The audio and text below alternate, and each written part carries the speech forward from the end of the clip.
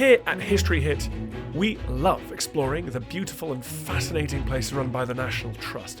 From Stourhead to Sissinghurst and Hewenden, places with real historical stories to uncover. So we were delighted to take part recently in a major National Trust event, the first Octavia Hill lecture, honouring one of the founders of the Trust, game-changing heritage hero Octavia Hill, and the legacy she leaves. The inaugural lecture was given by British art historian and former museum director Neil MacGregor. Neil focused on how the Trust's great spaces have an ever-changing role in the dynamic way we present and interpret history. Great houses like these were always intended not just to be admired as beautiful architecture and artistic creations. They were meant to be agents in the political life, the public life of the district and the nation. And that is, I believe, a role that they still can and indeed ought to play. As the political concerns of the district and the nation change, so you would expect the focus and the story of the house to evolve.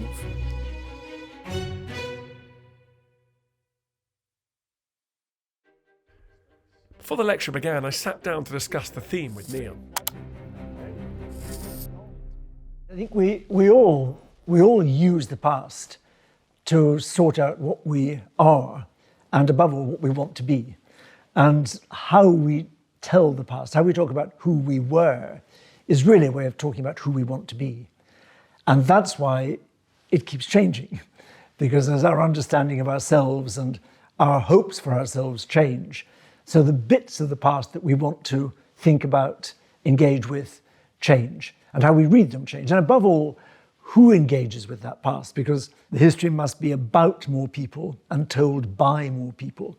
That's something Octavia Hill would have completely understood. When you say that, it makes one think that changing the stories about our past is essential to who we are. It's absolutely essential to what it is to be human and to tell stories. I think it is, and that's why at various moments there's felt a need to look at the public statements of the past. What I'm particularly interested in the National Trust is that this is about history in the public realm. And the great wave, particularly in 2020, of agitation around statues in public places was precisely about this, because the statue is its authority, usually the authorities, presenting one view of history. And what that was all about was people arguing that there were other views of history and that there should be more versions, more aspects of the history told. Almost impossible in a statue, but in a house, in a National Trust property, the opportunities are enormous to engage more people so that they find their place in the story and more voices are heard, more stories told. Because great houses, great country houses, were never designed just to be receptacles for beautiful things or great books. They were always built with a purpose. And the purpose was to be an agent in the evolving social life of the community and the nation. The National Trust is now the owner of these houses.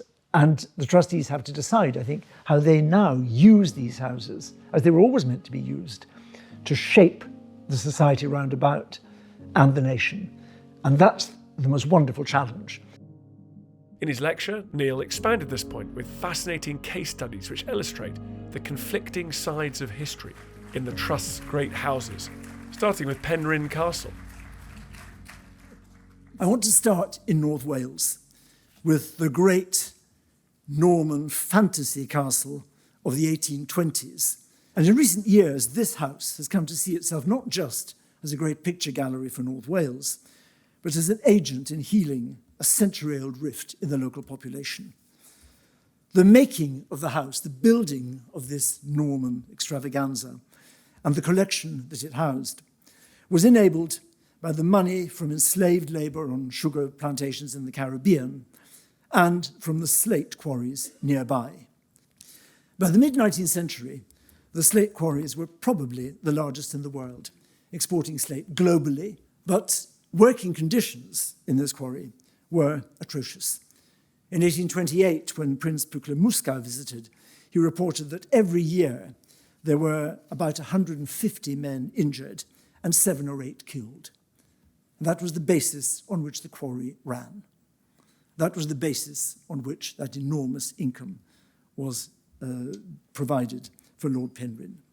There were frequent disputes, culminating in the quarry workers' strike of 1900. That strike was by far the most prolonged and the most bitter in British industrial history. It lasted for 3 years, and the local community still bears the wounds. They're not yet, I think, sufficiently healed to be called scars of the strike that split the community and which ended only when the quarrymen were effectively starved into returning to work. The National Trust team recently embarked on a rethinking of the relationship between castle and community, consulting local people and expanding in a number of different ways the narrative that visitors encounter. The fundamental question was a simple one. Who enabled this architectural wonder to be built?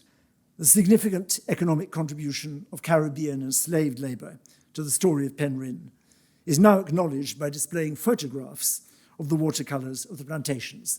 But even more striking is the redisplay of this great painting of the quarry, with its hundreds of workers now foregrounded in the presentation of the house. The image of those whose life-threatening labour created the wealth is now to be placed beside the portraits of the family members who spent it. The impact of this new approach on the local community has been profound.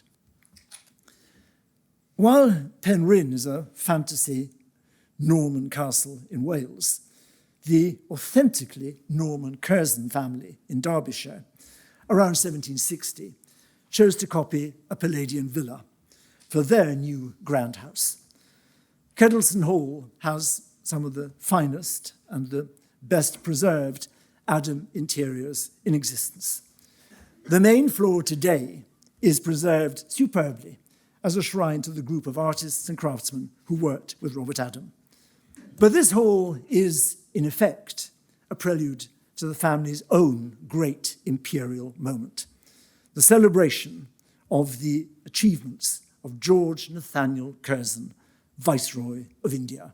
It's an extraordinary coincidence that Kedleston was the model for the Calcutta residence of the Viceroy of India, built for Wellesley around 1800.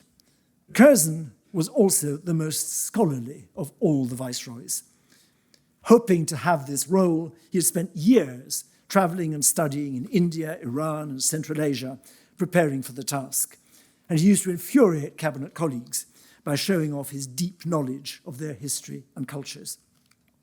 As Viceroy, Curzon played a significant, one might almost say a transformational role in the preservation of ancient monuments in India, most famously the Taj Mahal. And for this, he is still widely revered. Curzon was a vigorous advocate for contemporary Indian arts and crafts, in danger of being crowded out by imports from Europe. And he encouraged the Indian princes to patronize their local craftsmen and to safeguard their traditions. While he's still greatly admired for these activities, Curzon's reputation in India today suffers from his adamant refusal to allow Indians to occupy senior administrative or executive positions, and even more from his controversial decision in 1904 to partition Bengal into East and West, a step that he believed would lead to more efficient administration. The partition followed lines that largely corresponded to the areas of Hindu and Muslim majorities in the population, and it was violently resented and opposed by many leading Bengalis, particularly those advocating Indian self-government. In 1911, just 6 years after his departure, Curzon's division of Bengal was completely reversed. But that failed partition of 1904 is today widely seen in India as paving the way for the disasters of the ultimate and bloody partition, not just of Bengal, but of all India in 1947. And that, unexpectedly, may give Kedleston an important new role to play. The East Midlands today have a large population from the subcontinent, one of the most striking changes in our nation over the last 100 years. And the majority of these are South Asians. Muslim and Hindu communities each represent over 15% of the population. Their heritage is largely Pakistani and Northwest Indian, and many have vivid family memories of the murderous violence of the 1947 partition. As a local resource with such complex connections to the subcontinent, Kedleston has potentially a unique responsibility to play its part in addressing these questions, which are surely among the mighty issues of our new and better days. What might that role be? The main floor, with its incomparable Adam interiors, must clearly remain more or less as it is. But how might the lower floor, where the British engagement with Indian cultures is already the predominant theme, contribute to the current debate and attempt to keep abreast of truth? Kedleston, I think, has a chance of using its house and its collections to present to the public a new history of the long connections between the UK and the subcontinent, one keeping abreast of truth, in which the voices of scholars in the UK and the subcontinent, but also the voices of the local population of the diaspora, are all heard. Given the crucial importance of history in today's debates about identity and community, and not least about global justice, some of the Trust's houses now have a significant role which they alone can play. Inevitably, this means that for the National Trust, there will be no one way forward. The result will not be harmony, but it may be something even richer, polyphony, a composition in which different voices do not need to be reconciled or to be concordant, but are all seen to be part of a larger truth. And the National Trust is uniquely well placed to bring this about. Thank you very much.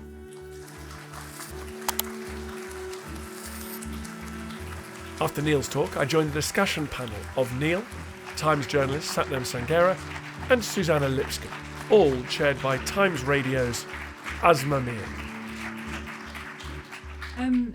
Sathnam, how has your opinion changed? How has it changed when you look at National Trust properties like the ones we've been talking about today, and how connected do you feel towards them? Actually, we used to joke, we used to call the National Trust the National Front in the West Midlands because it was so white, but that was in the 80s, and now I go quite a lot. And I think sometimes brown people feel stared at because it's such a white crowd. But I take my mother a lot, but I think it also has to do with their attitudes as well. I think a lot of brown people, when they go out, they want to go shopping, they want to see their relatives. And also my mum has a very utilitarian view of the countryside, you know. She doesn't understand why there's empty fields, you know, when you could be farming that stuff. But I think it's changing quite a lot. And I think if you're a parent nowadays, the National Trust is compulsory because it's somewhere you could take your kids. And I think my generation and beyond really see the National Trust as theirs. Dan, you very much grew up. You were born into the National Trust, basically, weren't you? I've been to every single National Trust property in a 250-mile radius of southwest London. In fact, my dad, he invented TripAdvisor in a pre-digital age. He had this big folder. It was called the National Trust folder, which I'm just remembering now. And when we visited a property, we'd write in a review, and we sort of and then I got Stockholm Syndrome and started to enjoy it, and I inflicted upon my children, because that's how generational trauma works. And we spend a huge amount of time in National Trust properties, for which I'm enormously grateful. And I feel, also, someone does a bit of travelling, I am very aware what an extraordinary reservoir and assets the National Trust is to this country. We take it for granted. And that's why more people go to heritage sites every weekend in this country, go to football matches, because of the extraordinary depth and wealth and range of those sites that we have available to us. Suzannah, what about you?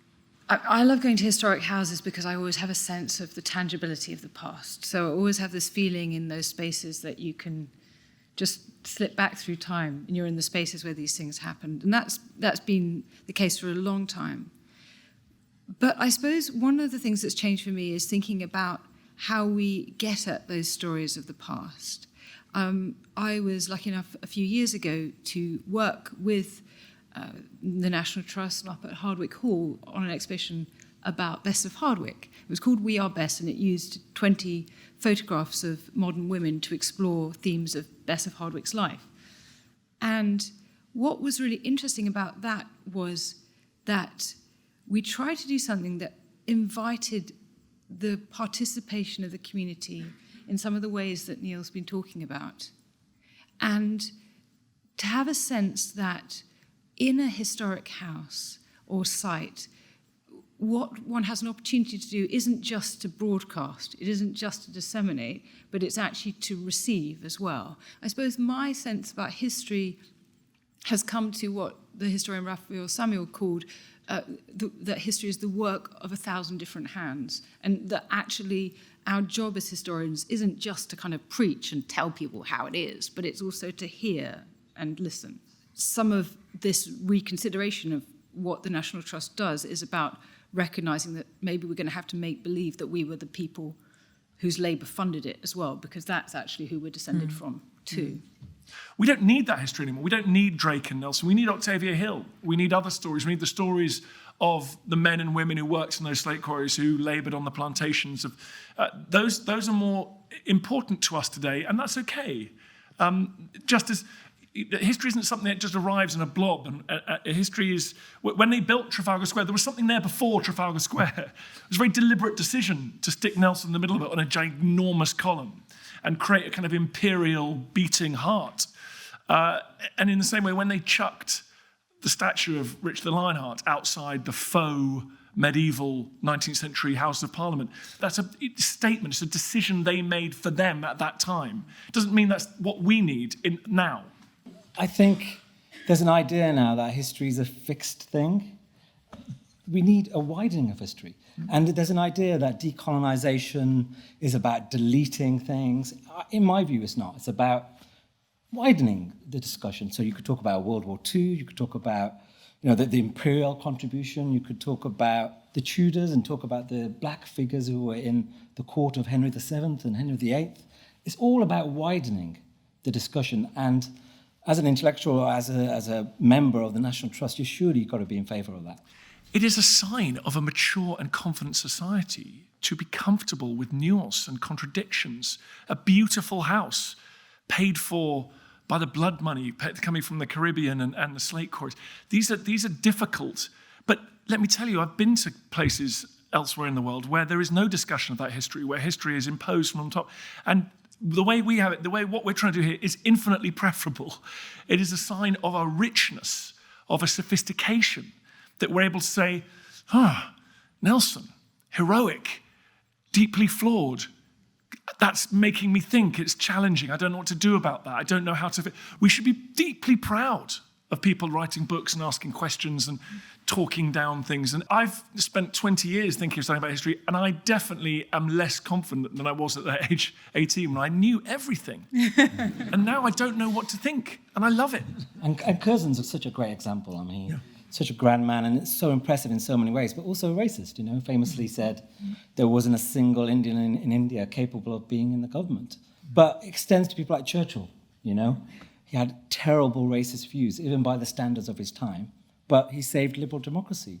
Gandhi said terrible racist things about black people in South Africa, but equally defeated the Raj and was a great man. And we've got to be capable of holding these multiple contradictions in our heads. Do you think there's obviously a consultation going on with kind of the wider Asian communities in the wider area, and other people as well who perhaps wouldn't have visited that before. If you were in charge, how would you bring them in?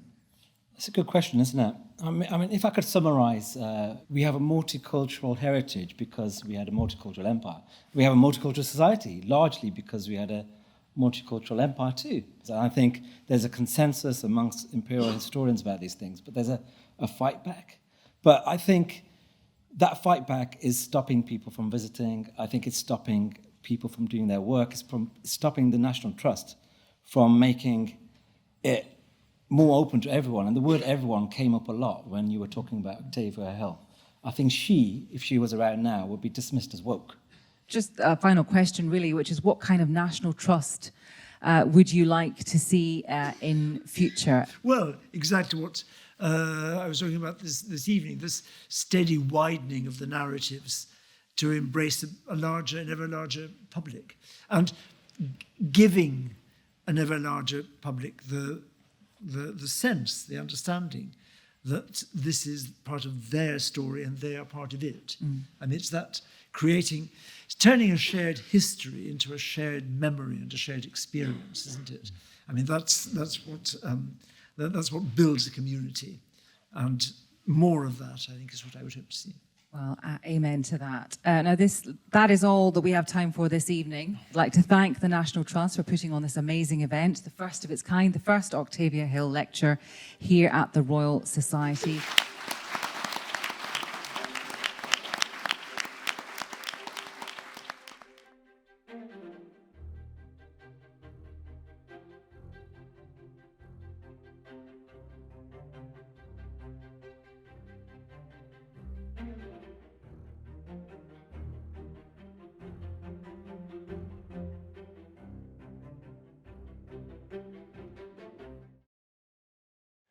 Thanks for watching this video on the History Hit YouTube channel. You can subscribe right here to make sure you don't miss any of our great films that are coming out.